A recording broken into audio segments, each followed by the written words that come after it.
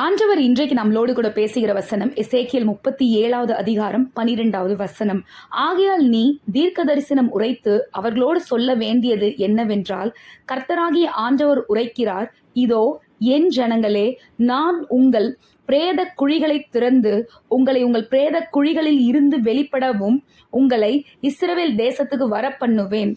இதற்கு முந்தின வசனத்துல ஆண்டவர் சொல்லியிருப்பார், இஸ்ரவேல் ஜனங்கள் தங்கள் நம்பிக்கையெல்லாம் அற்று போன ஒரு சூழ்நிலையில இருக்காங்க.